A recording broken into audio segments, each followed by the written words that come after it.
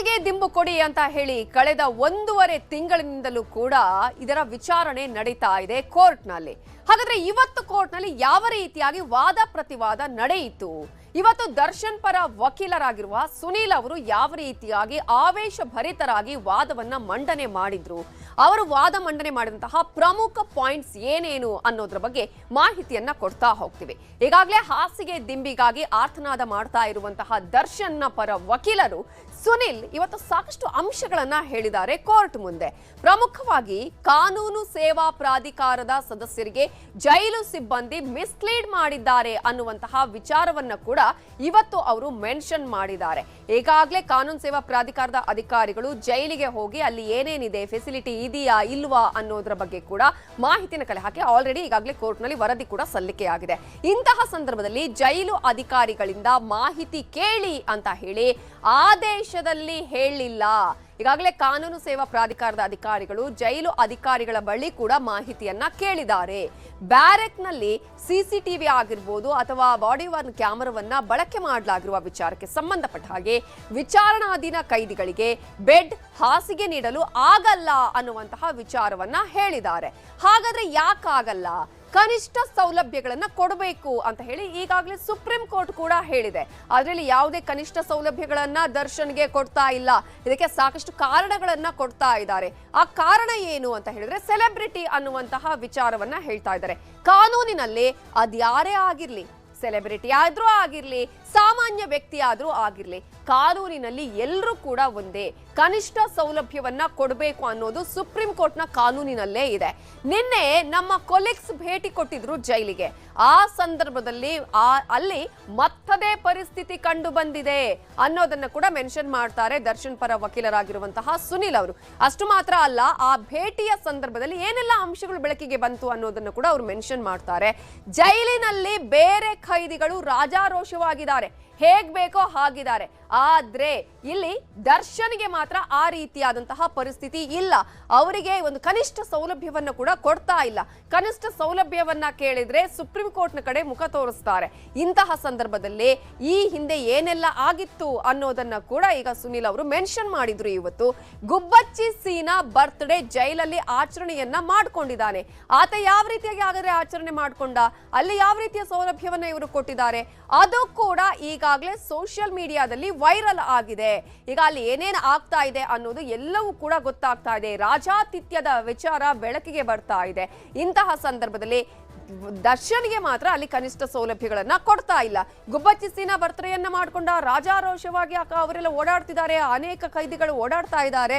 ಜೊತೆಗೆ ಒಬ್ಬರಿಗೆ ಒಂದು ಕಾನೂನು, ಮತ್ತೊಬ್ಬರಿಗೆ ಒಂದು ರೀತಿ ಅನ್ನೋದನ್ನ ಯಾಕೆ ಮಾಡ್ತೀರಾ ಅನ್ನುವಂತಹ ಪ್ರಶ್ನೆಯನ್ನ ಕೂಡ ಇವತ್ತು ದರ್ಶನ್ ಪರ ವಕೀಲರಾಗಿರುವ ಸುನೀಲ್ ಅವರು ಕೇಳಿದ್ದಾರೆ. ಇವತ್ತು ಬಹಳ ಆವೇಶಭರಿತರಾಗಿ ಇವತ್ತೊಂದಷ್ಟು ವಾದವನ್ನ ಮಾಡಿದ್ರು ಸುನೀಲ್ ಅವರು. ಇನ್ನು ಕನ್ನಡಿ ಬಾಚಣಿಕೆ ಕೊಡಬಾರ್ದು ಅನ್ನುವಂತಹ ವಿಚಾರಕ್ಕೆ ಸಂಬಂಧಪಟ್ಟ ಹಾಗೆ ಕೂಡ ಅವರು ವಾದ ಮಾಡುವಂತಹ ಸಂದರ್ಭದಲ್ಲಿ ಇಲ್ಲಿ ಯಾಕೆ ದರ್ಶನ್ಗೆ ಕೊಡ್ತಾ ಇಲ್ಲ ಅಂತ ಹೇಳಿ ಜೈಲಾಧಿಕಾರಿಗಳು ಹೇಳ್ತಾ ಇದ್ದಾರೆ ಅಂತ ಹೇಳಿದ್ರೆ ಆತ್ಮಹತ್ಯೆಯ ವಿಚಾರವನ್ನ ಪ್ರಸ್ತಾಪ ಮಾಡ್ತಾರೆ. ಕನ್ನಡಿ ಬಾಚಣಿಕೆ ಕೊಡೋದಿಕ್ಕೆ ಭದ್ರತೆ ಕಾರಣ ಅಂತ ಹೇಳಿ ನಿರಾಕರಿಸ್ತಾ ಇದ್ದಾರೆ. ಆದ್ರೆ ಇಲ್ಲಿ ಅಂತಹ ಭದ್ರತೆ ಲೋಪ ಏನ್ ಆಗತ್ತೆ ಬಾಚಣಿಕೆ ಕನ್ನಡಿಯನ್ನ ಕೊಟ್ರೆ? ಈಗಾಗಲೇ ಕೊಲೆಯ ಕೇಸಲ್ಲಿ ಆಲ್ರೆಡಿ ದರ್ಶನ್ ಜೈಲ್ನಲ್ಲಿದ್ದಾರೆ. ಇಂತಹ ಸಂದರ್ಭದಲ್ಲಿ ಭದ್ರತಾ ಲೋಪ ಯಾವ ರೀತಿ ಆಗುತ್ತೆ? ಈಗ ಒಂದು ಕನ್ನಡಿಯನ್ನ ಬಾಚಣಿಕೆಯನ್ನ ಕೊಟ್ರೆ ಅಲ್ಲಿ ಸುಸೈಡ್ ಮಾಡ್ಕೊಳ್ತಾರಾ ಅನ್ನುವಂತಹ ಪ್ರಶ್ನೆಯನ್ನ ಕೇಳ್ತಾರೆ. ಇಂತಹ ಒಂದು ಭದ್ರತೆಯ ವಿಚಾರವನ್ನ ಹೇಳ್ತಾರೆ. ಸುಸೈಡ್ ಮಾಡ್ಕೊಳ್ತಾರೆ ಅನ್ನುವಂತಹ ವಿಚಾರವನ್ನ ಹೇಳ್ತಾರೆ. ಅವರೊಬ್ಬರ ಸೆಲೆಬ್ರಿಟಿ, ಆ ರೀತಿಯಾಗಿ ಸುಸೈಡ್ ಅನ್ನ ಅವ್ರು ಮಾಡ್ಕೊಳ್ಳೋದಕ್ಕೆ ಸಾಧ್ಯನಾ ಅನ್ನೋದನ್ನ ಕೇಳ್ತಾರೆ. ಜೊತೆಗೆ ಅವರಿಗೆ ಮನೆ, ಮಕ್ಕಳು, ಹೆಂಡತಿ ಎಲ್ಲ ಇದ್ದಾರೆ. ಅವರೆಲ್ಲರನ್ನ ಬಿಟ್ಟು ಆತ್ಮಹತ್ಯೆ ನಿರ್ಧಾರವನ್ನ ಅವ್ರು ಮಾಡೋದಕ್ಕೆ ಸಾಧ್ಯನಾ ಅನ್ನುವಂತಹ ಪ್ರಶ್ನೆಯನ್ನ ಕೂಡ ಇವತ್ತು ಸುನೀಲ್ ಅವರು ಕೇಳಿದ್ದಾರೆ. ಪ್ರಮುಖವಾಗಿ ಈಗಾಗಲೇ ದರ್ಶನ್ ಒಬ್ಬ ಸೆಲೆಬ್ರಿಟಿ ಆದವನು ಸುಸೈಡ್ ಮಾಡ್ಕೊಳ್ತಾರಾ ಅನ್ನುವಂತಹ ಒಂದು ವಿಚಾರವನ್ನು ಕೂಡ ತಾನು ವಾದ ಮಂಡನೆ ಮಾಡುವಂತಹ ಸಂದರ್ಭದಲ್ಲಿ ಸುನೀಲ್ ಅವರು ಕೇಳ್ತಾರೆ. ಇನ್ನು ವರದಿಯಲ್ಲಿ ವಾಕ್ ಮಾಡಲು ಬಿಟ್ಟರೆ ಚೆನ್ನಾಗಿರುತ್ತೆ ಅಂತ ಹೇಳಿದ್ದಾರೆ. ಕಾನೂನು ಸೇವಾ ಪ್ರಾಧಿಕಾರದವರು ಬಂದಿದ್ದಾರೆ, ಪರಿಶೀಲನೆ ಮಾಡಿದಾಗ ಒಂದಷ್ಟು ಅಂಶಗಳನ್ನ ಹೇಳಿದ್ದಾರೆ. ಈ ವರದಿಯಲ್ಲಿ ಇರುವಂತದ್ದು ಒಂದೇ ಒಂದು ನಿಜವಾದ ಪಾಯಿಂಟ್ ಅಂತ ಹೇಳಿದ್ರೆ ಇದು ಒಂದೇ. ವಾಕ್ ಮಾಡೋಕ್ಕೆ ಬಿಟ್ರೆ ಚೆನ್ನಾಗಿರುತ್ತೆ ಅನ್ನೋದನ್ನ ಹೊರತುಪಡಿಸಿದ್ರೆ ಈ ವರದಿಯಲ್ಲಿ ಯಾವುದೇ ರೀತಿಯಾದಂತಹ ಅಂಶಗಳು ಇಲ್ಲ, ಅಲ್ಲಿ ನಿಜಾಂಶ ಇಲ್ಲ. ಅಲ್ಲಿ ಇನ್ನೊಂದು ಕಡೆ ಜೈಲಾಧಿಕಾರಿಗಳಿಂದ ಮಾಹಿತಿಯನ್ನ ಪಡ್ಕೊಂಡು ಈ ವರದಿಯನ್ನ ಅವರು ರೆಡಿ ಮಾಡ್ಕೊಂಡಿದ್ದಾರೆ. ಸೊ ದಯವಿಟ್ಟು ಕ್ವಾರಂಟೈನ್ ಸೆಲ್ ನಿಂದ ಮುಖ್ಯ ಸೆಲ್ಗೆ ಶಿಫ್ಟ್ ಮಾಡಿ ಅಂತ ಹೇಳಿ ಇವತ್ತು ಸುನೀಲ್ ಅವರು ವಾದನೆ ಮಾಡುವಂತಹ ಸಂದರ್ಭದಲ್ಲಿ ಕೇಳ್ಕೊಂಡ್ರು. ಇಂತಹ ಸಂದರ್ಭದಲ್ಲೇ ಇದೀಗ ಇವರ ಈ ರೀತಿಯಾದಂತಹ ವಾದ ಆಗುವ ಸಂದರ್ಭದಲ್ಲೇ ಸರ್ಕಾರಿ ಪರ ವಕೀಲರು ಕೂಡ ಒಂದಷ್ಟು ಆಕ್ಷೇಪಣೆಗಳನ್ನು ಸಲ್ಲಿಸಿದ್ರು, ಪ್ರತಿವಾದವನ್ನ ಮಾಡಿದ್ರು. ಹಾಗಾದ್ರೆ ಸರ್ಕಾರಿ ಪರ ವಕೀಲರಾಗಿರುವ ಸಚಿನ್ ಯಾವ ರೀತಿಯಾಗಿ ಪ್ರತಿವಾದವನ್ನ ಮಾಡಿದ್ರು ಅನ್ನೋದನ್ನ ನೋಡ್ತಾ ಹೋಗೋದಾದ್ರೆ, ಕಾನೂನು ಸೇವಾ ಪ್ರಾಧಿಕಾರದ ಅಧಿಕಾರಿಗಳು ಆಲ್ರೆಡಿ ಭೇಟಿ ಕೊಟ್ಟಿದ್ದಾರೆ, ಅಲ್ಲಿ ಪರಿಶೀಲನೆಯನ್ನ ಮಾಡಿದ್ದಾರೆ. ಆ ಪರಿಶೀಲನೆಯಲ್ಲಿ ಕಂಡು ಬಂದಂತಹ ಅಂಶಗಳನ್ನ ವರದಿಯಲ್ಲಿ ಉಲ್ಲೇಖ ಮಾಡಿದ್ದಾರೆ. ಆ ವರದಿಯಲ್ಲಿ ಯಾರ್ಯಾರ ಮಾಹಿತಿಗಳನ್ನ ಅವರು ಪಡ್ಕೊಂಡಿದ್ದಾರೆ ಅನ್ನೋದನ್ನ ನೋಡೋದಾದ್ರೆ, ಜೈಲಿನ ಅಧಿಕಾರಿಗಳು ಆರೋಪಿಗಳ ಬಳಿಯೂ ಕೂಡ ಮಾಹಿತಿಯನ್ನ ಪಡೆದಿದ್ದಾರೆ. ಕಾನೂನು ಸೇವಾ ಪ್ರಾಧಿಕಾರದವರು ಸುಮ್ಮನೆ ಬಂದು ತಾವಾಗಿ ಏನು ವರದಿಯನ್ನ ಕೊಟ್ಟಿಲ್ಲ. ಎಲ್ಲರಿಂದಲೂ ಕೂಡ ಅಲ್ಲಿ ಏನಿದೆ, ವಾಸ್ತವ ಸ್ಥಿತಿ ಏನಿದೆ ಅಥವಾ ಅಲ್ಲಿನ ವಸ್ತು ಸ್ಥಿತಿ ಏನಿದೆ ಅವೆಲ್ಲವನ್ನ ಕೂಡ ಕಣ್ಣಾರೆ ನೋಡಿ ಪರಿಶೀಲನೆ ಮಾಡಿ ಇತರೆ ಅಧಿಕಾರಿಗಳು ಜೊತೆಗೆ ಕೈದಿಗಳಿಂದಲೂ ಕೂಡ ಮಾಹಿತಿಯನ್ನ ಪಡ್ಕೊಂಡಿದ್ದಾರೆ. ಎರಡೂ ಕಡೆ ಪ್ರಶ್ನೆ ಮಾಡಿ ಮಾಹಿತಿ ಪಡೆದು ವರದಿಯನ್ನ ಸಲ್ಲಿಸಿದ್ದಾರೆ. ಕೇವಲ ಒಂದೇ ಕಡೆ ಇಲ್ಲಿ ಮಾಹಿತಿಯನ್ನ ಪಡೆದುಕೊಂಡಿಲ್ಲ, ಎಲ್ಲರಿಂದಲೂ ಮಾಹಿತಿಯನ್ನ ಪಡ್ಕೊಂಡಿದ್ದಾರೆ. ಆ ಮಾಹಿತಿಯನ್ನ ಪಡೆದುಕೊಂಡ ಮೇಲೆನೆ ಅವರು ವರದಿಯನ್ನ ರೆಡಿ ಮಾಡಿರೋದು, ವರದಿಯನ್ನ ಕೋರ್ಟ್ಗೆ ಸಲ್ಲಿಸಿರುವಂತದ್ದು. ಆಗ ಇವರೇ ದರ್ಶನ್ ಬಳಿ ಮಾಹಿತಿ ಕೇಳಲಿಲ್ಲ ಅನ್ನುವಂತಹ ವಿಚಾರವನ್ನ ಹೇಳ್ತಾ ಇದ್ದಾರೆ. ಆದ್ರೆ ಅಲ್ಲಿ ಆರೋಪಿಯ ಬಳಿಯೂ ಕೂಡ ಮಾಹಿತಿಯನ್ನ ಕೇಳಲಾಗಿದೆ. ಸುಮ್ನೆ ಹೋದ್ರು ಬಂದ್ರು ಅಂತ ಹೇಳಿ ಇದೀಗ ದರ್ಶನ್ ಪರ ವಕೀಲರಾಗಿರೋ ಸುನೀಲ್ ಅವರು ಹೇಳ್ತಾರೆ. ಆ ರೀತಿಯಾಗಿ ಅಲ್ಲಿ ಆಗಿಲ್ಲ. ನಿಜ ಏನಾಗಿದೆ, ಅಲ್ಲಿನ ಏನು ಸೌಲಭ್ಯಗಳು ಸಿಗ್ತಾ ಇದೆ, ಅವರಿಗೆ ಯಾವ ರೀತಿಯ ಸೌಲಭ್ಯಗಳನ್ನು ಕೊಡಲಾಗಿದೆ, ಅಲ್ಲಿ ಜೈಲಿನ ಪರಿಸ್ಥಿತಿ ಏನು ಅನ್ನೋದ್ರ ಬಗ್ಗೆ ಮಾಹಿತಿಯನ್ನ ಪಡ್ಕೊಂಡಿದ್ದಾರೆ. ಅದಕ್ಕೆ ಇಬ್ಬರ ಬಳಿ ಮಾಹಿತಿಯನ್ನ ಪಡೆದು ಸಲ್ಲಿಕೆಯನ್ನ ಮಾಡಿದ್ದಾರೆ. ಒಂದು ಜೈಲಿನ ಅಧಿಕಾರಿಗಳ ಬಳಿಯೂ ಮಾಹಿತಿ ಪಡ್ಕೊಂಡಿದ್ದಾರೆ, ಆರೋಪಿಯ ಬಳಿಯೂ ಕೂಡ ಮಾಹಿತಿಯನ್ನ ಪಡ್ಕೊಂಡಿದ್ದಾರೆ, ಕೈದಿಯ ಬಳಿ ಕೂಡ ಮಾಹಿತಿಯನ್ನ ಪಡ್ಕೊಂಡಿದ್ದಾರೆ. ಅಲ್ಲಿ ನೋಡಿದ್ದನ್ನ ಜೈಲಾಧಿಕಾರಿಗಳ ಬಳಿ ಅವರ ಅಭಿಪ್ರಾಯವನ್ನ ಕೇಳಿದ್ದಾರೆ. ಏನು ಇದು, ಯಾವ ಕಾರಣಕ್ಕಾಗಿ ಹೀಗಿದೆ ಅನ್ನೋದರ ಬಗ್ಗೆ ಕೂಡ ಅವರ ಅಭಿಪ್ರಾಯವನ್ನ ಕಾನೂನು ಸೇವಾ ಪ್ರಾಧಿಕಾರದ ಸದಸ್ಯರು ಕೇಳಿದ್ದಾರೆ. ಅಲ್ಲಿ ಏನೇನು ನಡೆದಿದೆ ಅಥವಾ ಅಲ್ಲಿ ಯಾವ ರೀತಿಯ ಸೌಲಭ್ಯಗಳನ್ನು ಕೊಡಲಾಗಿದೆ, ಯಾಕೆ ಅನ್ನುವಂತಹ ಪ್ರಶ್ನೆಯನ್ನ ಕೂಡ ಮಾಡಿದ್ದಾರೆ. ಈ ಅಧಿಕಾರಿಗಳು ಎರಡೂ ಕಡೆ ಪ್ರಶ್ನೆಯನ್ನ ಮಾಡಿದ ಬಳಿಕ ಅವರು ಆ ನಂತರ ತಮ್ಮ ಅಭಿಪ್ರಾಯವನ್ನ ವರದಿಯನ್ನ ಸಲ್ಲಿಕೆ ಮಾಡಿರೋದು, ರೆಡಿ ಮಾಡಿರೋದು. ದರ್ಶನ್ ಅನ್ನ ಕೇಳಿದ್ದಾರೆ, ಇಲ್ಲಿ ದರ್ಶನ್ ಅನ್ನ ಕೇಳಿಲ್ಲ ಅಂತ ಹೇಳಿ ಸುನೀಲ್ ಅವರು ವಾದವನ್ನ ಮಾಡಿದ್ರು. ಆದ್ರೆ ದರ್ಶನ್ ಅನ್ನ ಕೂಡ ಇಲ್ಲಿ ಕೇಳಿದ್ದಾರೆ. ಅಷ್ಟಕ್ಕೆ ದಿಕ್ಕು ತಪ್ಪಿಸಿದ್ದಾರೆ, ಮಿಸ್ಲೀಡ್ ಮಾಡಿದ್ದಾರೆ ಅಂತ ಹೇಳಿದ್ರೆ ಹೇಗೆ ಅಂತ ಹೇಳಿ ಇದೀಗ ಸರ್ಕಾರಿ ಪರ ವಕೀಲರು ಅಲ್ಲಿ ಪ್ರತಿವಾದವನ್ನ ಮಾಡ್ತಾರೆ. ದರ್ಶನ್ಗೆ ಫಂಗಸ್ ಸೋಂಕು ಆಗಿಲ್ಲ ಅನ್ನೋದನ್ನ ಹೇಳ್ತಾರೆ, ಕಾಲು ಒಡೆದಿದೆ ಅನ್ನುವಂತಹ ವಿಚಾರ. ಮೊನ್ನೆ ಕೋರ್ಟ್ ಆವರಣದಲ್ಲೇ ಆರೋಪಿಯೊಬ್ಬ ಇಲ್ಲಿ ಆತ್ಮಹತ್ಯೆ ಮಾಡ್ಕೊಂಡಿದ್ದಾನೆ. ಅದೇ ಕಾರಣಕ್ಕಾಗಿ ಕನ್ನಡಿ ಭಾಷಣಕ್ಕೆ ಕೊಡಬಾರ್ದು ಅನ್ನುವಂತಹ ವಿಚಾರವನ್ನ, ಭದ್ರತಾ ವಿಚಾರವನ್ನ ಇಲ್ಲಿ ಮೆನ್ಷನ್ ಮಾಡಿರೋದು. ದರ್ಶನ್ ಓರ್ವ ನಟನಾಗಿದ್ದು ಹೈ ಪ್ರೊಫೈಲ್ ಕೇಸ್ ಅನ್ನುವಂತಹ ಅರ್ಥ ಬರುತ್ತೆ. ಇಲ್ಲಿ ಏನ್ ಬೇಕಾದ್ರೂ ಆಗುವಂತಹ ಸಾಧ್ಯತೆಗಳು ಇರುತ್ತೆ. ನಾವು ದರ್ಶನ್ನ ಹೈ ಪ್ರೊಫೈಲ್ ಕೇಸ್ ಅಂತ ಇಲ್ಲಿ ಭಾವಿಸಿಲ್ಲ. ಎಲ್ಲಾ ವಿಚಾರಣಾಧೀನ ಖೈದಿಗಳು ಯಾರು, ಸಾಮಾನ್ಯ ಹಾಗೇನೆ ಸೆಲೆಬ್ರಿಟಿ ಅನ್ನುವಂತಹ ವಿಚಾರವನ್ನಷ್ಟೇ ನಾವಿಲ್ಲಿ ಗಮನಿಸಿದ್ದೇವೆ. ಆದ್ರೆ ದರ್ಶನ್ ಪರ ವಕೀಲರು ಹೇಳ್ತಾ ಇದ್ದಾರೆ, ಅವರು ಒಬ್ಬ ಸೆಲೆಬ್ರಿಟಿ, ಆತ್ಮಹತ್ಯೆ ಹೇಗ್ ಮಾಡ್ಕೊಳ್ತಾರೆ ಅನ್ನೋದನ್ನ ಹೇಳ್ತಾರೆ, ಆದ್ರೆ ನಾವಿಲ್ಲಿ ಭಾವಿಸಿಲ್ಲ ಅಂತ ಹೇಳ್ತಾರೆ. ಟ್ರಯಲ್ಗೆ ಆರೋಪಿಗಳು ತಡ ಮಾಡ್ತಾ ಇರುವ ಬಗ್ಗೆ ಕೂಡ ಇದೀಗ ಮೆಮೊ ಸಲ್ಲಿಕೆಯ ವಿಚಾರಕ್ಕೆ ಸಂಬಂಧಪಟ್ಟ ಹಾಗೆ ದರ್ಶನ್ ಪರ ವಕೀಲರು ಮತ್ತೆ ಅಲ್ಲಿ ವಾದವನ್ನ ಮಾಡ್ತಾರೆ. ಆಗ ಅವರು ಹೇಳುವಂತದ್ದು, ಟ್ರಯಲ್ಗೆ ಆರೋಪಿಗಳು ತಡ ಮಾಡ್ತಾ ಇರೋದ್ರ ಬಗ್ಗೆ ಮೆಮೊವನ್ನ ಈಗಾಗಲೇ ಸಲ್ಲಿಕೆ ಮಾಡಲಾಗಿದೆ.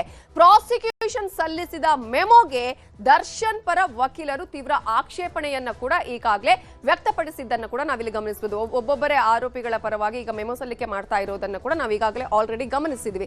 ಇಂತಹ ಸಂದರ್ಭದಲ್ಲಿ ಜಾಮೀನು ರದ್ದಾದ ಬಳಿಕ 20 ವಿಚಾರಣೆಗಳು ನಡೆದಿವೆ ಅನ್ನೋದನ್ನ ಈಗಾಗಲೇ ಅಲ್ಲಿನ SPP ಅವರು ಹೇಳಿದ್ದಾರೆ. ಆದ್ರೆ ಹಾಗಾದ್ರೆ ಎಷ್ಟು ನಡೆದಿದೆ? ಒಂದು ವೇಳೆ ನಾಳೆನೆ ಟ್ರಯಲ್ ಫಿಕ್ಸ್ ಮಾಡಿ, ಬಹಳ ಆವೇಶಭರಿತರಾಗಿ ಮಾತನಾಡಿರೋದು ಈ ವಿಚಾರವನ್ನ ಸುನೀಲ್ ಅವರು, ನಾಳೆನೆ ಟ್ರಯಲ್ ಫಿಕ್ಸ್ ಮಾಡಿ, ಹಾಗಾದ್ರೆ ನಾಳೆನೆ ತೀರ್ಪು ಕೊಡಿ. ನೀವೇನ್ ಶಿಕ್ಷೆ ಕೊಡ್ತೀರಿ?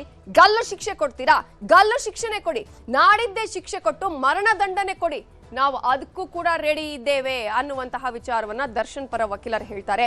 ಎಲ್ಲ ಆರೋಪಿಗಳಿಗೂ ಸೌಲಭ್ಯ ಕೇಳುವಂತಹ ಅಧಿಕಾರ ಇದೆ ನಮ್ಮ ಕಾನೂನಿನಲ್ಲಿ ಅನ್ನೋದನ್ನ ಕೂಡ ಆ ಸಂದರ್ಭದಲ್ಲಿ ಮೆನ್ಷನ್ ಮಾಡ್ತಾರೆ. ಇದು ಮೂಲಭೂತ ಹಕ್ಕು, ಕನಿಷ್ಠ ಸೌಲಭ್ಯವನ್ನ ಅವರು ಕೇಳ್ತಾ ಇದ್ದಾರೆ. ತಮ್ಮ ಹಕ್ಕಿಗಾಗಿ ಆರೋಪಿಗಳು ಇಲ್ಲಿ ಅರ್ಜಿಯನ್ನ ಸಲ್ಲಿಸ್ತಾ ಇದ್ದಾರೆ. ಪ್ರತಿಯೊಬ್ಬ ಖೈದಿಗೂ ಕೂಡ ಆರೋಪಿಗೂ ಕೂಡ ಇಲ್ಲಿ ಕಾನೂನಿನಲ್ಲಿ ಅವಕಾಶ ಇದೆ. ನ್ಯಾಯ ಸಮ್ಮತ ಟ್ರಯಲ್ ನಡೆಯಬೇಕು ಅನ್ನೋದು ಇರುವಂತಹ ನಿಯಮ. ಆದ್ರೆ ಇಲ್ಲಿ ಏನು ಆಗ್ತಾ ಇದೆ, ಯಾವ ರೀತಿಯಾದಂತಹ ಪರಿಸ್ಥಿತಿ ಇದೆ ಅನ್ನೋದನ್ನ ಹೇಳ್ತಾರೆ. ಅದಕ್ಕಾಗಿಯೇ 3-4 ವರ್ಷ ಜೈಲಿನಲ್ಲಿ ಇರೋದಕ್ಕೂ ಕೂಡ ಹಿಂಜರಿಯೋದಿಲ್ಲ. ಒಂದು, ನ್ಯಾಯ ಸಮ್ಮತವಾಗಿ ನಡಿಬೇಕು. ಯಾವುದೇ ಒಂದು ಟ್ರಯಲ್ ನಡೀತಾ ಇರೋದಾದ್ರೂ ಕೂಡ ಅದಕ್ಕೆ ನಾಳೆಯೇ ದೋಷಾರೋಪ ನಿಗದಿ ಮಾಡಿ ನಾಡಿದ್ದೇ ಬೇಕಾದ್ರೆ ನೀವು ಗಲ್ಲು ಶಿಕ್ಷೆ ಕೊಡಿ, ಅದಕ್ಕೂ ಕೂಡ ನಾವು ರೆಡಿ ಇದ್ದೀವಿ ಅನ್ನುವಂತಹ ವಿಚಾರ ಹೇಳ್ತಾರೆ. ಶೀಘ್ರವೇ ವಿಚಾರಣೆಗೆ ನಮ್ಮ ಆಕ್ಷೇಪ ಇಲ್ಲ. ಈಗ SPP ಅವರ ವಾದ ಇರುವಂತದ್ದೇ ಅದು. ಇವರು ಬೇಕು ಅಂತಾನೆ ಲೇಟ್ ಮಾಡ್ತಾ ಇದ್ದಾರೆ, ಡಿಲೇ ಮಾಡ್ತಾ ಇದ್ದಾರೆ. ಮೆಮೋವನ್ನು ಒಬ್ಬೊಬ್ಬ ಆರೋಪಿಯನ್ನ ಸಲ್ಲಿಕೆ ಮಾಡಿ ಬೇಕು ಅಂತಾನೆ ಟ್ರಯಲ್ ಅನ್ನ ಡಿಲೇ ಮಾಡುವಂತಹ ಒಂದು ಕೆಲಸ ಮಾಡ್ತಿದ್ದಾರೆ. ಸೊ ಅಕ್ಟೋಬರ್ 29ಕ್ಕೆ ಇದೀಗ ತೀರ್ಪನ್ನ ಕಾಯ್ದಿರಿಸಿದೆ 57ನೇ CCH ಕೋರ್ಟ್. ಏನಾಗತ್ತೆ ಅಕ್ಟೋಬರ್ 29ಕ್ಕೆ ಅನ್ನುವಂತಹ ಕುತೂಹಲ ಅಂತೂ ಈಗ ಇದ್ದೇ ಇದೆ. ನೋಡೋಣ ಏನಾಗುತ್ತೆ. ಇದ್ರ ಬಗ್ಗೆ ಇನ್ನಷ್ಟು ಡೀಟೇಲ್ಸ್ ಅನ್ನ ಕೊಡೋದಕ್ಕೆ ನಮ್ಮ ರಿಪೋರ್ಟರ್ ಗಂಗಾಧರ್ ವಾಗಟ ನೇರ ಸಂಪರ್ಕದಲ್ಲಿ ಜಾಯ್ನ್ ಆಗಿದ್ದಾರೆ. ಗಂಗಾಧರ್, ಇವತ್ತಾದ್ರೂ ತೀರ್ಪು ಬರಬಹುದೇನೋ ಅನ್ನುವಂತಹ ನಿರೀಕ್ಷೆಯಲ್ಲಿದ್ರು, ಆದ್ರೆ ಇದೀಗ ಮತ್ತೆ 29ಕ್ಕೆ ಈಗ ವಿಚಾರಣೆಯನ್ನ ಮುಂದೂಡಲಾಗಿದೆ. ಆವತ್ತು ತೀರ್ಪು ಬರುವ ಸಾಧ್ಯತೆ ಇದೆ. ಜೊತೆಗೆ ಇವತ್ತು ದರ್ಶನ್ ಪರ ವಕೀಲರು ಸಾಕಷ್ಟು ಅಂಶಗಳನ್ನ ಮೆನ್ಷನ್ ಕೂಡ ಮಾಡಿದ್ದಾರೆ. ಇವತ್ತಿನ ವಾದ ಪ್ರತಿವಾದ ಹೇಗಿತ್ತು? ನವಿತಾ ಜೈನ್, ಪ್ರಮುಖವಾಗಿ ನಟ ದರ್ಶನ್ಗೆ ಹಾಸಿಗೆ ದಿಂಬು ಕೊಡುವಂಥ ವಿಚಾರ ಆಗಿರ್ಬೋದು, ಮತ್ತೆ ಕನಿಷ್ಠ ಸೌಲಭ್ಯದ ಒಂದು ವಿಚಾರಕ್ಕೆ ಸಂಬಂಧಪಟ್ಟಂತೆ ಕಾನೂನು ಸೇವಾ ಪ್ರಾಧಿಕಾರ ಬರೆದವರು ಏನೊಂದು ವರದಿ ಕೊಟ್ಟಿದ್ರು. ವರದಿ ಆಧಾರಿತವಾಗಿ ಇವತ್ತು ದರ್ಶನ್ ಪರ ವಕೀಲರು ಸುನಿಲ್ ಅವರು ಕೂಡ ಒಂದು ಗಂಭೀರವಾದಂಥ ಒಂದು ವಾದವನ್ನು ಇವತ್ತು ಮಾಡಿದರು. ಅದೇ ರೀತಿಯಾಗಿ ಪ್ರತಿವಾದಿಯಾಗಿ ಏನು SPP ಅವರ ಒಂದು ಪರವಾಗಿ ಸಚಿನ್ ಅವರು ಕೂಡ ಒಂದು ಪ್ರತಿವಾದವನ್ನು ನಡೆಸಿರುವಂಥ ಒಂದು ಪ್ರಕ್ರಿಯೆಗಳು ಕೂಡ ಇವತ್ತು 57ನೇ CCH ಕೋರ್ಟಲ್ಲಿ ನಡೆದಿರುವಂಥ ಪ್ರಕ್ರಿಯೆಗಳು. ಅಲ್ಲಿ ಪ್ರಮುಖವಾಗಿ ನೋಡೋದಾದರೆ ಇಲ್ಲಿ ದರ್ಶನ್ ಪರ ವಕೀಲರು ಹೇಳುವಂಥದ್ದು, ಇಲ್ಲಿ ಕಾನೂನು ಸೇವಾ ಪ್ರಾಧಿಕಾರ ಅಧಿಕಾರಿಗಳು ಅಲ್ಲಿಗೆ ಭೇಟಿ ಕೊಟ್ಟಂತಹ ಸಂದರ್ಭದಲ್ಲಿ, ಅಂದರೆ ಜೈಲಿಗೆ ಹೋದಂತಹ ಸಂದರ್ಭದಲ್ಲಿ ಜೈಲಧಿಕಾರಿಗಳು ಮಿಸ್ಲೀಡ್ ಮಾಡುವಂಥ ಕೆಲಸವನ್ನು ಮಾಡಿದ್ದಾರೆ.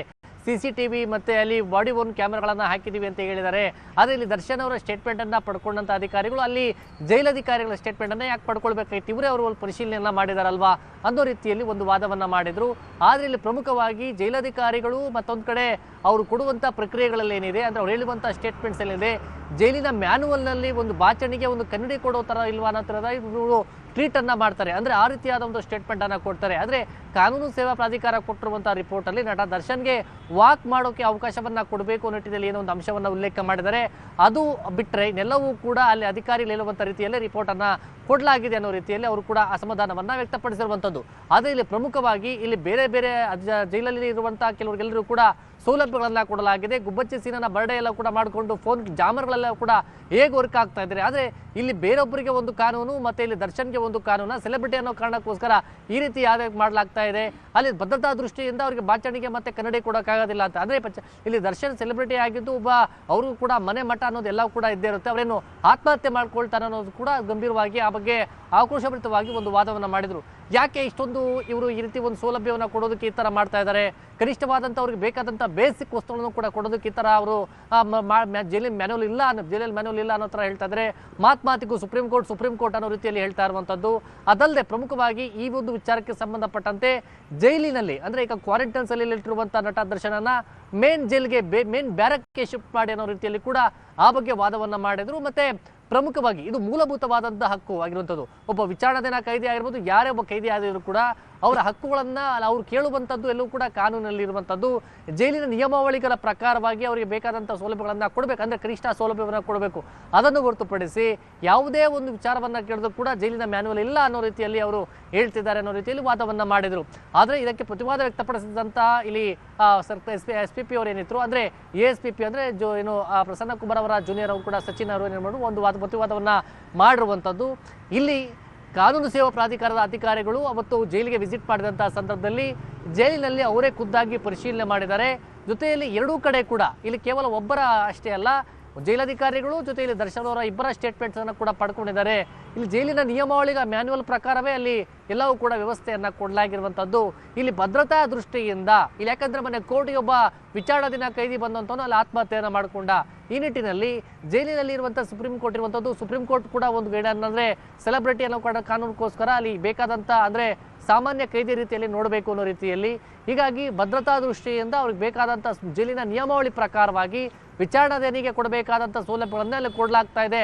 ಅದೆಲ್ಲವನ್ನು ಕೂಡ ಪ್ರಾಧಿಕಾರ ಕರೆಕ್ಟ್ ಆಗಿ ಕೊಟ್ಟಿದೆ ಅನ್ನೋ ರೀತಿಯಲ್ಲಿ ಅವರು ಪ್ರತಿವಾದವನ್ನ ಮಾಡಿದ್ರು. ಈಗ ಅಕ್ಟೋಬರ್ 29ಕ್ಕೆ ವಿಚಾರಣೆ ಮುಂದೂಡಿಕೆ ಆಗಿದೆ. ಅಂದ್ರೆ ಅವತ್ತು ಒಂದು ಕಡೆ ಅಂದ್ರೆ ಒಂದು ಮೆಮೊ ಒಂದು ಸಲ್ಲಿಕೆಯನ್ನು ಮಾಡಿದ್ರು, ಅದರ ತೀರ್ಪು ಮತ್ತೆ ಇನ್ನೊಂದು ಆಸೆಯ ದಿಂಬಿನ ತೀರ್ಪು ಆದ ವಿಚಾರಣೆ ಏನಿದೆ ಅದು ಪ್ರಾಧಿಕಾರ ಕೊಟ್ಟಿರುವಂತಹ ರಿಪೋರ್ಟ್ ಆಧಾರಿತ ತೀರ್ಪು, ಎರಡೂ ತೀರ್ಪುಗಳು ಅವತ್ತು ಆದೇಶವನ್ನ ಅವತ್ತು ಕೋರ್ಟ್ ಕೊಡುವಂತಹ ಸಾಧ್ಯತೆ ಇರುವಂತದ್ದು. ನವಿತಾ ಜಿ, ಅವತ್ತು ಕೋರ್ಟ್ ಏನ್ ತೀರ್ಪು ಕೊಡುತ್ತೆ ಕಾದು ನೋಡೋಣ. Thank you so much Gangadhar. Sabarimala ಅಯ್ಯಪ್ಪನ ಚಿನ್ನ ಕದ್ದಿದ್ಯಾರು? ಕೇರಳ ಎಸ್ಐಟಿ ತಂಡ ಬೆಂಗಳೂರಲ್ಲೇ operation. Sabarimala to Bengaluru, Bengaluru to Ballari. ಅಯ್ಯಪ್ಪನ ಚಿನ್ನಕ್ಕೆ ಕನ್ನ.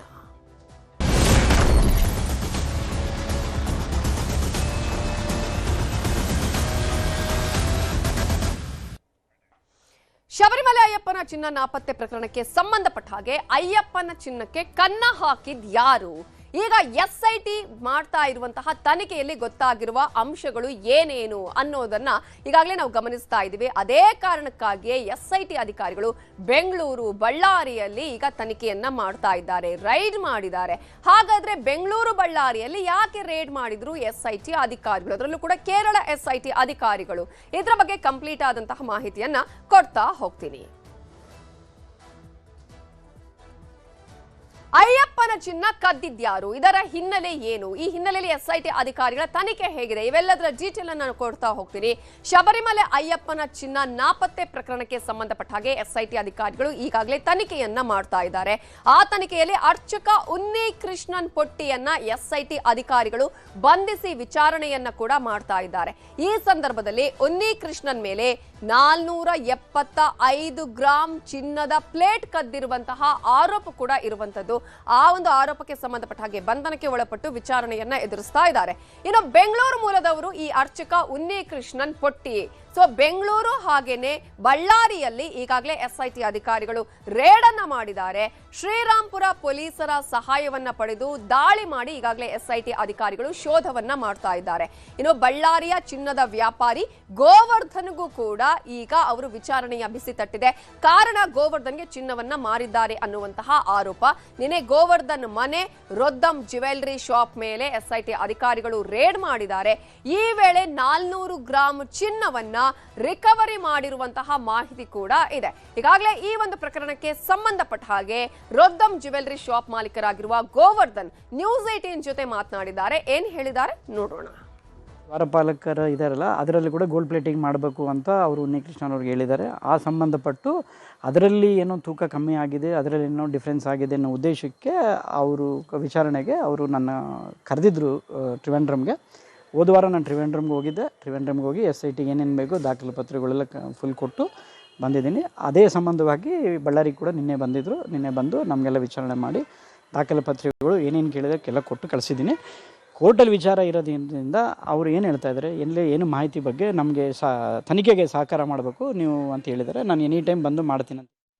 ಹಾಗಾದ್ರೆ ಏನಿದು ಚಿನ್ನದ ವಿವಾದ ಅನ್ನೋದನ್ನ ನಾವು ಹಿನ್ನೆಲೆಯನ್ನ ಗಮನಿಸ್ತಾ ಹೋಗೋದಾದ್ರೆ, ಶಬರಿಮಲೆ ಅಯ್ಯಪ್ಪ ಸ್ವಾಮಿ ದೇಗುಲದಲ್ಲಿ ಚಿನ್ನ ನಾಪತ್ತೆಯಾದಂತಹ ಪ್ರಕರಣಕ್ಕೆ ಸಂಬಂಧಪಟ್ಟ ಹಾಗೆ 1998ರಲ್ಲಿ ಮಲ್ಯ ದಾನ ಮಾಡಿದಂತಹ ಚಿನ್ನ ಹಾಗೇನೆ ತಾಮ್ರ ಇಲ್ಲಿ ಕಳುವಾಗಿದೆ ಅನ್ನುವಂತಹ ಆರೋಪ. ಗರ್ಭಗುಡಿ ಬಾಗಿಲುಗಳಿಗೆ ಈ ಸ್ವರ್ಣದ ಕವಚವನ್ನ ಹಾಕಲಾಗಿತ್ತು. 2019ರಲ್ಲಿ ವಿಗ್ರಹಗಳ ಚಿನ್ನದ ಕವಚಗಳಿಗೆ ಮರುಲೇಪನವನ್ನ ಮಾಡಬೇಕು ಅಂತ ಹೇಳಿ ಮರುಲೇಪನಕ್ಕಾಗಿ ಚೆನ್ನೈಗೆ ಇವನ್ನ ಕೊಂಡೊಯ್ಯಲಾಗುತ್ತೆ. ಆ ಸಂದರ್ಭದಲ್ಲಿ ಬೆಂಗಳೂರಿನ ಉನ್ನಿ ಕೃಷ್ಣನ್ ಪೊಟ್ಟಿ ಇದನ್ನ ಕೊಂಡೊಯ್ದಿದ್ರು. ಆಗ 39 ದಿನದ ಬಳಿಕ ಹಿಂತಿರುಗಿಸಿದಂತಹ ಸಂದರ್ಭದಲ್ಲಿ ಇದರಲ್ಲಿ 4.5 kg ಚಿನ್ನ ಕಡಿಮೆ ಬರುತ್ತೆ. ಅದನ್ನ ತೂಕ ಮಾಡುವ ಸಂದರ್ಭದಲ್ಲಿ ಕೇವಲ 42.8 kg ತೂಕದ ಕವಚದಲ್ಲಿ 4.5 kg ಚಿನ್ನ ನಾಪತ್ತೆಯಾಗಿರೋದು ಪತ್ತೆಯಾಗುತ್ತೆ.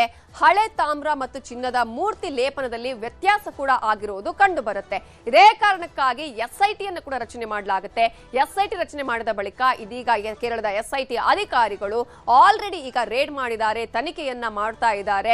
ಈಗಾಗಲೇ ಇದರಲ್ಲಿ ಅರ್ಚಕರನ್ನ ಕೂಡ ಬಂಧನಕ್ಕೆ ಒಳಪಡಿಸಿದ್ದಾರೆ ಎಸ್ಐಟಿ. ಇದೀಗ ಬೆಂಗಳೂರು ಹಾಗೂ ಬಳ್ಳಾರಿಯಲ್ಲಿ ರೇಡ್ ಮಾಡಿದೆ. ಹಾಗಾದ್ರೆ ಬಳ್ಳಾರಿಯಲ್ಲಿ ಏನು ಆಗಿದೆ, ಯಾವ ರೀತಿಯಾಗಿ ಇದೀಗ ವಿಚಾರಣೆಯನ್ನ ಅಲ್ಲಿ ಮಾಡ್ತಾ ಇದ್ದಾರೆ, ರೇಡ್ ನಡೆದಿದೆ ಅನ್ನೋದ್ರ ಬಗ್ಗೆ ಡೀಟೇಲ್ಸ್ ಕೊಡೋದಕ್ಕೆ ನಮ್ಮ ರಿಪೋರ್ಟರ್ ಬಸವರಾಜ್ ಈಗ ನೇರ ಸಂಪರ್ಕದಲ್ಲಿ ಜಾಯ್ನ್ ಆಗಿದ್ದಾರೆ. ಬಸವರಾಜ್, ಈಗಾಗಲೇ ಅಯ್ಯಪ್ಪನ ಚಿನ್ನವನ್ನ ಕದ್ದ ಪ್ರಕರಣಕ್ಕೆ ಸಂಬಂಧಪಟ್ಟ ಹಾಗೆ ಎಸ್ಐಟಿ ಅಧಿಕಾರಿಗಳು, ಕೇರಳದ ಎಸ್ಐಟಿ ಅಧಿಕಾರಿಗಳು ಇಲ್ಲಿಗೂ ಕೂಡ ಮಾಹಿತಿ ಕೊಡದೆ ಯಾವ ರೀತಿಯಾಗಿ ವಿಚಾರಣೆ ಮಾಡ್ತಿದ್ದಾರೆ, ತನಿಖೆ ಹೇಗೆ ಸಾಗ್ತಾ ಇದೆ, ಬಳ್ಳಾರಿಯಲ್ಲಿ ರೇಡ್ ಅಲ್ಲಿ ಏನೆಲ್ಲ ಅಂಶಗಳು ಪತ್ತೆಯಾಗಿದೆ? ನವಿತಾ ಜೈನ್, ಕೇರಳದ ಶಬರಿಮಲೆ ಅಯ್ಯಪ್ಪ ಸ್ವಾಮಿ ದೇವಸ್ಥಾನದಲ್ಲಿ ಕಳವಾಗಿರ್ತಕ್ಕಂಥ ಚಿನ್ನ ಪ್ರಕರಣ ಸಂಬಂಧಪಟ್ಟಂಗೆ ಈಗಾಗಲೇ ಕೇರಳ ಹೈಕೋರ್ಟ್ ಆದೇಶದ ಮೇರೆಗೆ ಎಸ್ಐಟಿ ಕೂಡ ಒಂದು ತನಿಖೆಯನ್ನು ಕೂಡ ನಡೆಸ್ತಾ ಇರ್ತಕ್ಕಂಥದ್ದು. ಅದರ ಭಾಗವಾಗಿ ನಿನ್ನೆ ಎಸ್ಐಟಿ ತಂಡ ಕೂಡ ಬಳ್ಳಾರಿ ಕೂಡ ಬಂದಿರತಕ್ಕಂಥದ್ದು.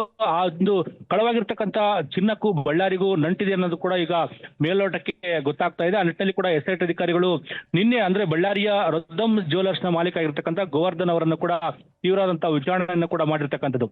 ಪ್ರಮುಖವಾಗಿ ಕೇರಳದ ಶಬರಿಮಲೆ ಅಯ್ಯಪ್ಪ ಸ್ವಾಮಿ ದೇವಸ್ಥಾನದ ಗರ್ಭಗುಡಿಯ ದ್ವಾರಬಾಗಿಲೇನಿದೆ, ದ್ವಾರಬಾಗಿಲಿಗೆ ಈಗಿರ್ತಕ್ಕಂಥ ಚಿನ್ನ ಲೇಪಿತ ದ್ವಾರಬಾಗಿಲನ್ನ ಮಾಡಿರ್ತಕ್ಕಂಥದ್ದು ಬಳ್ಳಾರಿಯ ರೊದ್ದಂ ಜ್ಯುವೆಲರ್ಸ್ ಅವರು ಅದನ್ನ ದೇಣಿಗೆ ರೂಪದಲ್ಲಿ ಸಮರ್ಪಣೆ ಮಾಡಿವೆ ಅನ್ನೋಲ್ಲಿ ಕೂಡ ಗೋವರ್ಧನ್ ಅವರು ಕೂಡ ಹೇಳಿರ್ತಕ್ಕಂಥದ್ದು.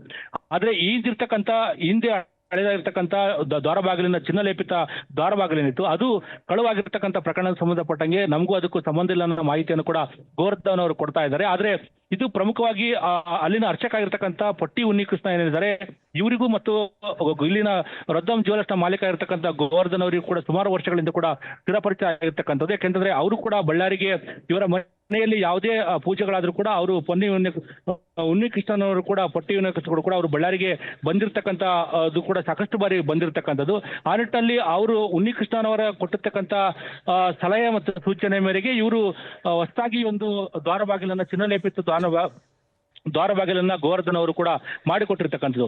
ಆದ್ರೆ ಇಲ್ಲಿ ಪ್ರಮುಖವಾಗಿ ಕಳುವಾಗಿರ್ತಕ್ಕಂಥ ಚಿನ್ನ ಏನಿದೆ ಅದು ಗೋವರ್ಧನ್ ಅವರಿಗೆ ಮಾರಾಟ ಮಾಡಿದಾರೆ ಅನ್ನೋ ಮಾಹಿತಿ ಆಧಾರದ ಮೇಲೆ ಎಸ್ಐಟಿ ಅಧಿಕಾರಿಗಳು ನಿನ್ನೆಯಿಂದ ವಿಚಾರಣೆ ಕೂಡ ಮಾಡ್ತಾ ಇದ್ದಾರೆ. ಆದ್ರೆ ಕಳವಾಗಿರ್ತಕ್ಕಂಥ 475 ಗ್ರಾಂ ಚಿನ್ನದ ಪೈಕಿ 400 ಗ್ರಾಂ ಚಿನ್ನವನ್ನು ಕೂಡ ಇಲ್ಲಿಂದ ಎಸ್ಐಟಿ ಅಧಿಕಾರಿಗಳು ವಶಪಡಿಸಿಕೊಂಡು ಹೋಗಿದ್ದಾರೆ ಅನ್ನೋ ಮಾಹಿತಿ ಸಿಗ್ತಾ ಇದೆ. ಆದ್ರೆ ಇಲ್ಲಿನ ರೊದ್ದಂ ಜ್ಯುವೆಲರ್ಸ್ ನ ಮಾಲೀಕ ಇರತಕ್ಕಂಥ ಗೋವರ್ಧನ್ ಅವರು ಅದನ್ನ ಅಲ್ಲಗಳಿತಾ ಇದ್ದಾರೆ. ನಾವು ಯಾವುದೇ ರೀತಿಯಾದಂತ ಅವರಿಂದ ಚಿನ್ನವನ್ನ ಕೂಡ ಪಡೆದಿಲ್ಲ. ಆದ್ರೆ ನಾನು ಸುಮಾರು 35 ವರ್ಷಗಳಿಂದ ನಾನು ಅಯ್ಯಪ್ಪ ಸ್ವಾಮಿ ಭಕ್ತರಾಗಿರ್ತಕ್ಕಂಥ ಹಿನ್ನೆಲೆಯಲ್ಲಿ ನನಗೆ ಕೊಟ್ಟಿರ್ತಕ್ಕಂಥ ಅವಕಾಶವನ್ನು ನಾನು ಅದನ್ನ ದೇಣಿಗೆ ರೂಪದಲ್ಲಿ ಸಮರ್ಪಣೆ ಮಾಡಿದ್ದೇನೆ. ಬಟ್ ಹಿಂದೆ ಕಳೆದವಾಗಿರ್ತಕ್ಕಂಥ ಚಿನ್ನಾಭರಣಕ್ಕೂ ನಮಗೂ ಯಾವುದೂ ಸಂಬಂಧ ಇಲ್ಲ. ಸಂಬಂಧಪಟ್ಟಂಗೆ ಎಲ್ಲ ದಾಖಲೆ ಅಧಿಕಾರಿಗಳಿಗೆ ಒದಗಿಸಿದ ಮಾಹಿತಿಯನ್ನು ಕೂಡ ಹೇಳಿರ್ತಕ್ಕಂಥದ್ದು. ಜೊತೆಗೆ ಕಳೆದ ವಾರದಿಂದ ಅಷ್ಟೇ ಗೋವರ್ಧನ್ ಅವರನ್ನು ಕೂಡ ತ್ರಿವಂಡ್ರಂ ಅಲ್ಲಿ ಕರೆಸಿ ಅವರನ್ನು ಕೂಡ ವಿಚಾರಣೆ ಕೂಡ ಮಾಡಿರ್ತಕ್ಕಂಥದ್ದು. ನಿನ್ನೆ ಕೂಡ ಎಸ್ಐಟಿ ಅಧಿಕಾರಿಗಳು ಕೂಡ ಬಂದು ಅವರ ಮನೆ ಮತ್ತು ಪರಿಶೀಲನೆ ಮಾಡಿರ್ತಕ್ಕಂಥದ್ದು. ಜೊತೆಗೆ ಹಿಂದಿರ್ತಕ್ಕಂಥ ಎಲ್ಲ ದಾಖಲಾತಿಗಳನ್ನು ಕೂಡ ಅವರು ವಶಪಡಿಸಿಕೊಂಡು ಹೋಗಿರ್ತಕ್ಕಂಥದ್ದು.